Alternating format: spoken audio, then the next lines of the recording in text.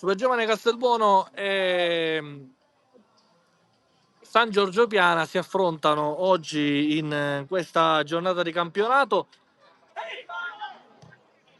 Parte Pane Bianco, il colpo di testa sul fondo di Gaio. Buona l'opposizione da parte di Tricoli. Poi Pane Bianco prova nuovamente a rialimentare l'azione.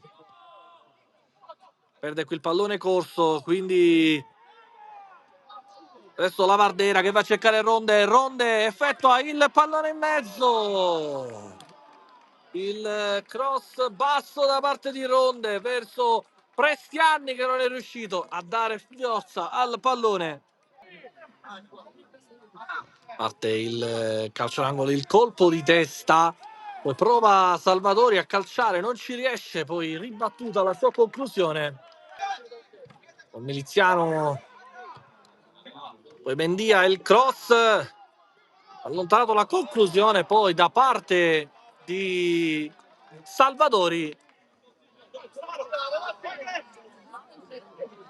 Pallone poi recuperato, si scontrano Pennisi e Ronde, quindi Torres può andare in area di rigore, pallone in mezzo, calcio di rigore per il San Giorgio Piana.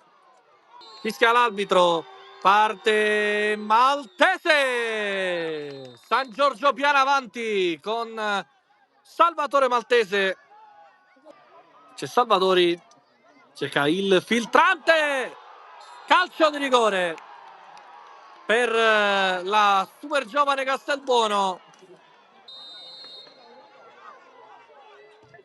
Claudio Lavardera 1-1, ha pareggiato la super giovane Castelbuono con un rigore potentissimo di Lavardera. Rimessa laterale per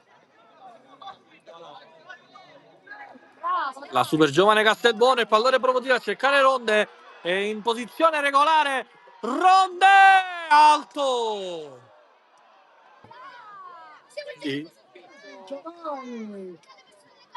Il gioco delle coincidenze continua ad arieggiare, tanto la ripartenza del San Giorgio Piana. Visconti manda in profondità Maltese, effettua il cross Maltese verso Pizzo, stop di petto intelligente, Miliziano, conclusione.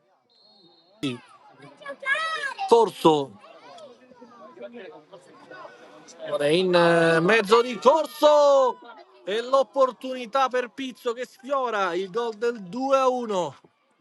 A Chinnici, pallone verso Pizzo, il cross effettuato in mezzo, la conclusione.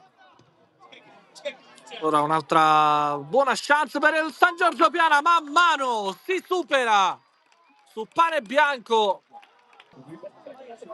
il servizio. Ora il San Giorgio che prova a giocarla con Corso prova a conquistarsi fallo. È finita e finisce qui al Luigi Failla di Castelbuono.